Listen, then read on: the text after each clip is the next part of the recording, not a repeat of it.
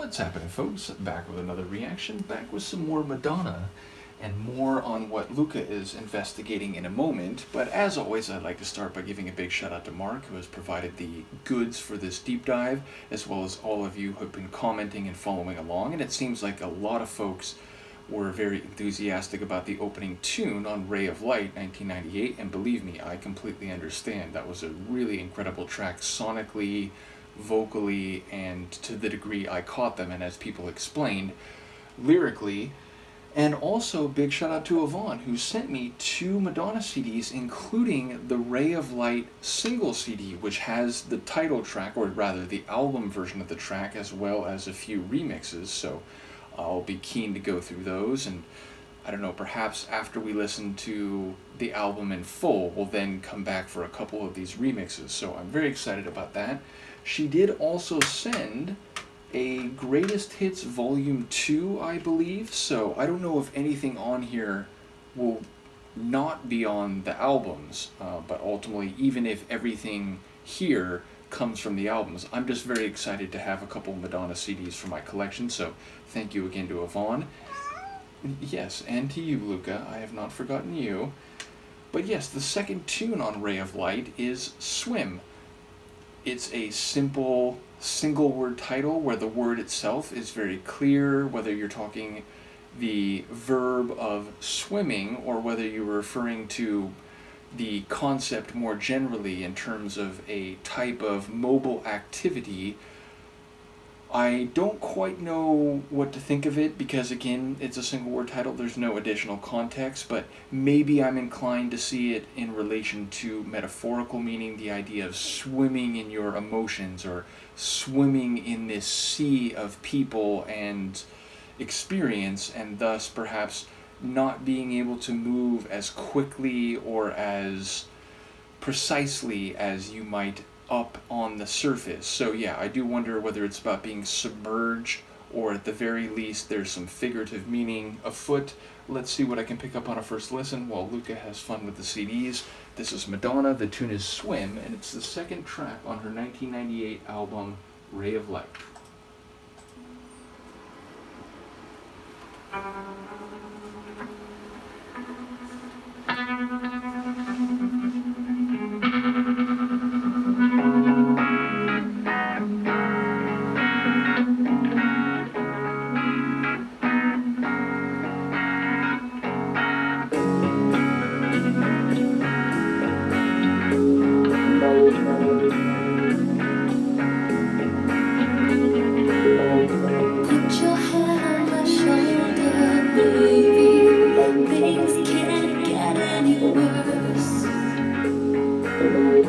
Night is getting colder, sometimes life feels like it's a curse.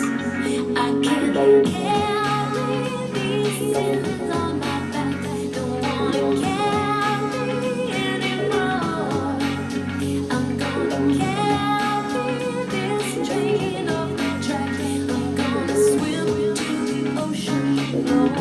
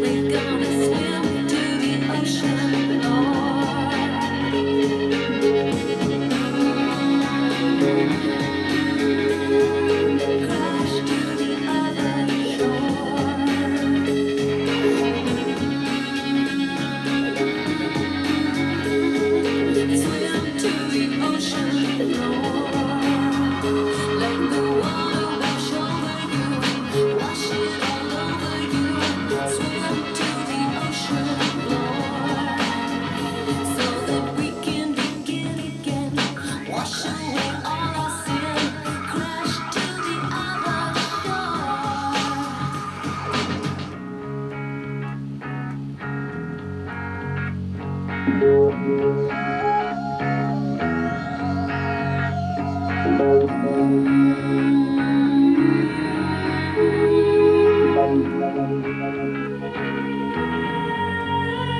can't carry these sins on my back.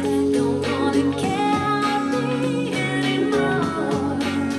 I'm gonna carry this train off the track. I'm gonna swim to the ocean floor.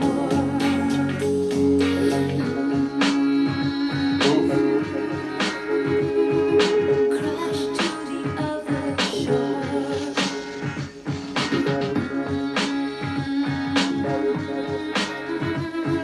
Swim to the ocean floor. We can't carry these sins on our back. Don't wanna carry anymore. We're gonna carry this train off the track. We're gonna swim to the ocean floor. Crash to the other shore. Swim to the ocean floor.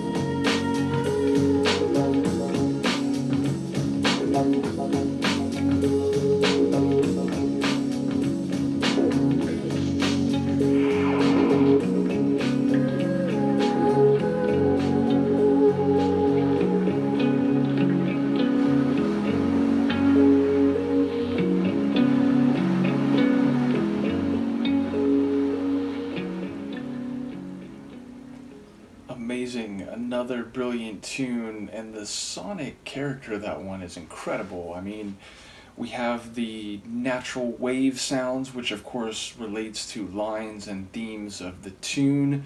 We have that guitar, which, like, when it was in isolation or when it was more stripped down in terms of the track arrangement, it sounded like there was maybe an effect or like it was, sort of turned inside out, but that provided some texture. There's also the, like, beautiful flow of the tune, which it just has a nice, like, sequence to it. I enjoy that down tempo, like, trip hop or hip hop beat, but there's some different configurations of that, and I enjoyed in the second half when it seemed to hit a little bit harder, the snare was popping a little bit more. I enjoy Madonna's melodic vocals, those vocals that I think are like either pre-chorus or like they're in the chorus where she's not actually singing words, but she's sort of doing that type of singing. It really had a nice melodic turn to it.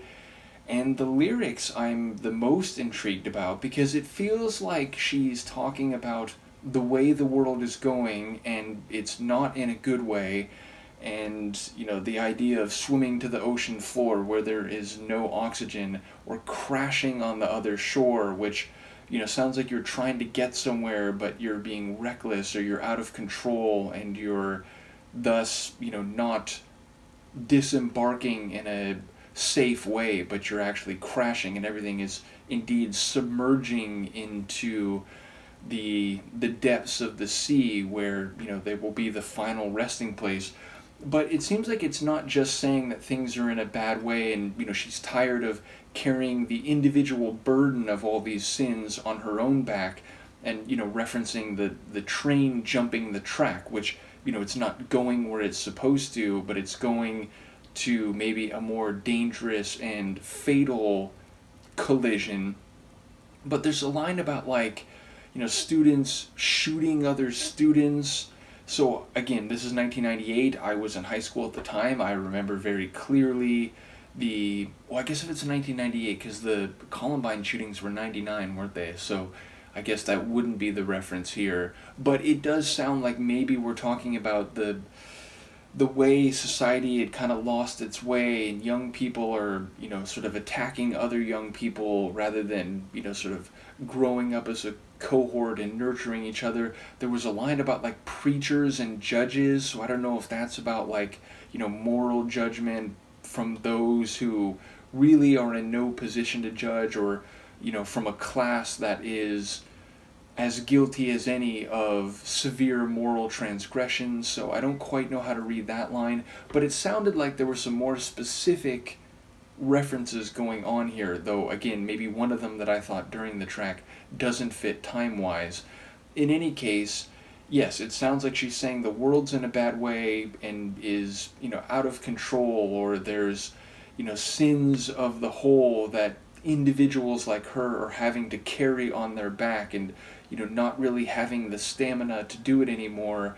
And this is all leading to a swim to the ocean floor, where again, it sounds like, there is a drowning that is in danger of happening. So it feels like this is a statement about humanity, the world at the turn of the millennium, and, sort of a withering assessment, but one that she's like dealing with the consequences of, she's bearing the burden of. So yeah, I really enjoyed that. I do wonder, any meaning that I'm missing here or misinterpreting, but sonically a very rich and beautiful tune, one that had both a bit of, percussive energy, but also a lot of melodic grace, including in Madonna's vocals themselves. So yeah, another awesome tune at the start of this album that I'm very excited about. Once again, I do have access to some remixes of the title track, but we'll wait to go through the record first. So thank you again to Mark, thank you again to Yvonne, thank you to all the folks who've been commenting on the Madonna journey for the last couple years, and that were very keen to talk about this album, as indicated by the amount of interaction that we got with the opening track. So let me know what you think of this one. I will see you for the next one. Peace.